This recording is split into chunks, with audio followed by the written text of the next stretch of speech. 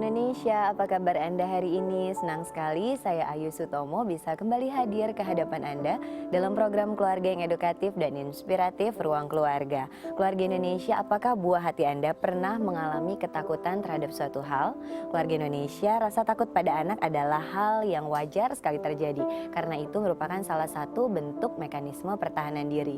Tapi keluarga Indonesia seringkali atau ada banyak kali kadang-kadang yang namanya ketakutan pada anak itu kemudian berubah menjadi fobia yang jika tidak ditangani dengan baik keluarga Indonesia, maka fobia tentunya dapat mengganggu tumbuh kembang anak di tahap selanjutnya.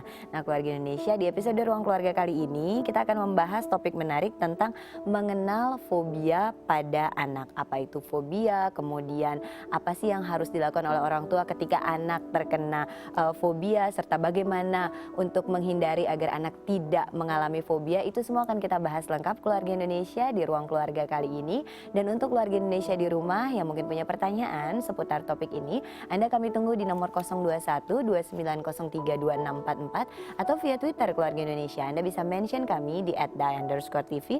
Jangan lupa dikasih hashtag Ruang Keluarga. Nah, keluarga Indonesia, sebelum kita berbincang dengan narasumber mengenai topik menarik mengenal fobia pada anak, kami telah menyiapkan satu tayangan yang berisi pendapat dari keluarga Indonesia di rumah tentang topik menarik ini. Seperti apa tayangannya? Simak yang berikut ini.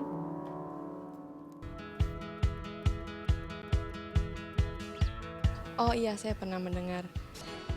Pernah, meskipun saya belum pernah secara pribadi menemui anak yang memiliki fobia, tapi ya pernah dengar. Fobia yang pernah saya dengar, fobia terhadap air. Kebetulan salah satu murid saya itu dia mengalami fobia terhadap sendiri.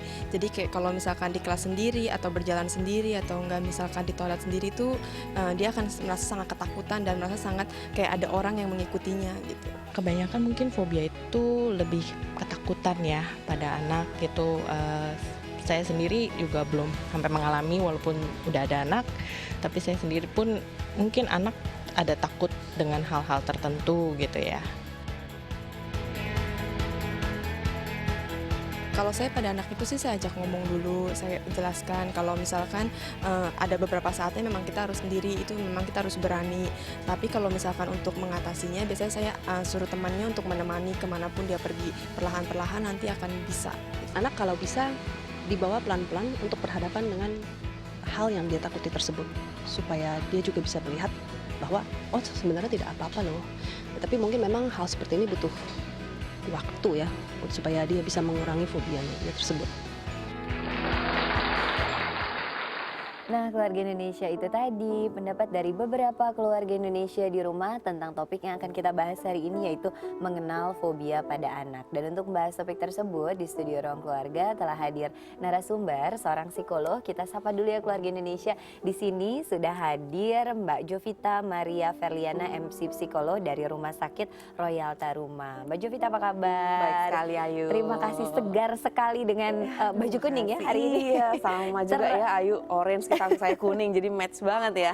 Cerah ceria menyapa ceria. keluarga Indonesia di rumah tentang topik menarik yang akan kita bahas, yaitu mengenal fobia pada anak. Iya. Fobia orang sering mengaitkannya dengan rasa takut gitu ya. Tapi sebetulnya sebelum kita membahas fobia apa, takut apa gitu ya Mbak Jovita, definisi dari fobia itu sendiri apa sih? Ya, jadi fobia itu adalah ketakutan berlebihan terhadap suatu objek atau suatu situasi.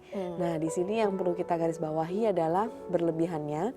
Dan terkadang juga orang-orang yang mengalaminya memang tidak tahu kenapa ya saya bisa takut seperti ini, gitu. Karena memang hal-hal yang memang kita ketemui sehari-hari gitu. Jadi kenapa bisa takut seperti itu? Namun dari segi yang mengalami itu luar biasa. Memang bukan bohong-bohongan gitu ya. Memang benar-benar dialami. Jadi sepertinya di sini ada dua hal. Kalau dari segi pengamat atau orang luar melihat itu dari kacamata logika gitu kan. Jadi makanya kok nggak masuk akal gini aja takut gitu ya. Tapi kalau dari yang perasanya, jadi yang melakukan atau yang mengalami menderita itu dari segi bukan logika tapi dari segi rasanya gitu. Jadi dia sendiri yang merasakan.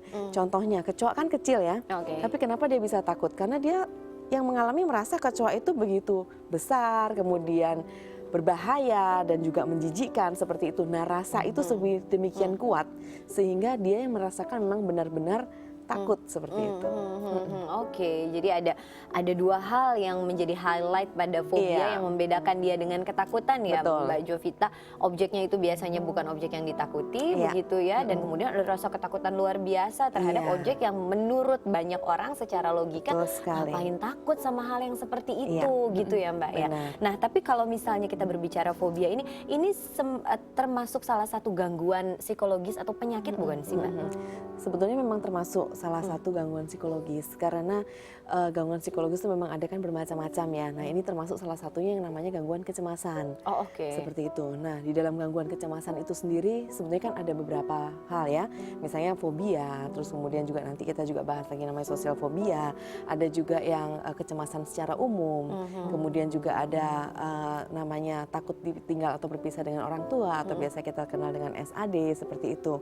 Ada juga panik atau serangan panik gitu ya. Nah jadi sebenarnya banyak sekali dan fobia termasuk salah satu di dalamnya. Termasuk salah satu gangguan kecemasan. Iya. Disebut gangguan kecemasan karena memang muncul perasaan-perasaan cemas gitu, Mbak, Betul, pada betul. orang yang mengalami fobia. Betul. Nah, oleh karena itu kenapa kita bilang ini gangguan? Karena satu, pasti simptomnya adalah dia merasakan adanya hal yang berkaitan dengan fisiologis tubuhnya. Oh, Jadi oke. misalnya saat berhadapan dengan objek yang dia takuti, satu akan ada respon fisiologis. Misalnya apa? Satu, misalnya jantung berdebar-debar, Oke. keringat dingin, gitu ya. Terus kemudian pusing atau sakit perut. Jadi ada gejala fisiologis. Gejala Oke. fisiologis maksudnya adalah gejala yang dirasakan oleh badan kita sendiri, gitu. Oke. Itu. Yang kedua reaksinya adalah pasti dia menghindar.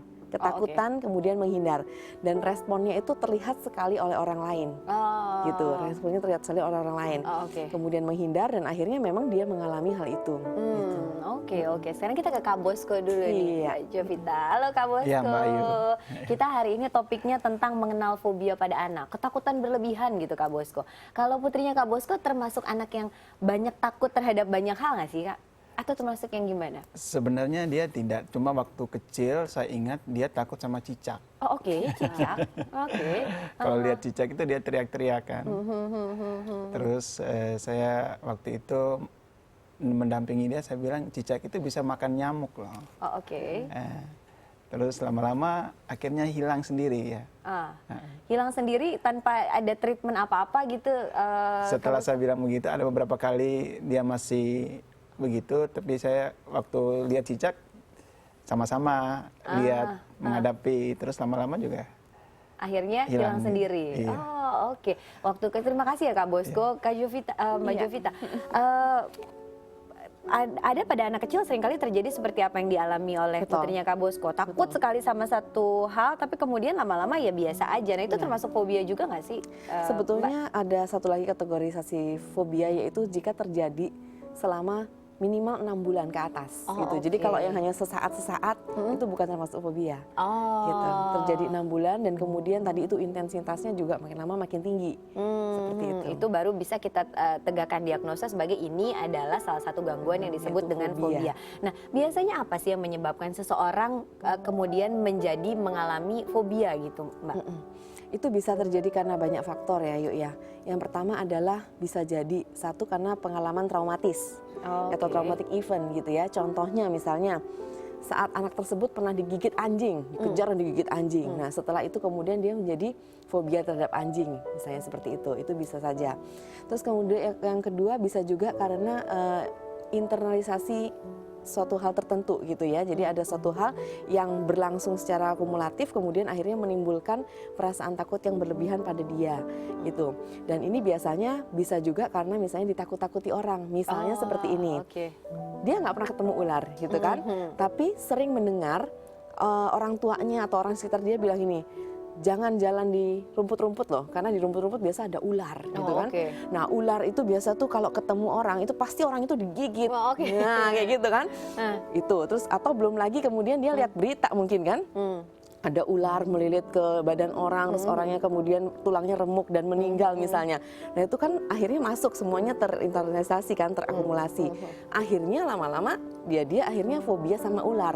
Dan bahkan dia nggak ketemu ular tapi mungkin hal-hal yang menyangkut ular dia sudah fobia gitu. Misalnya sesuatu yang panjang, Bersisik gitu ya, oke. mungkin hijau dan sebagainya.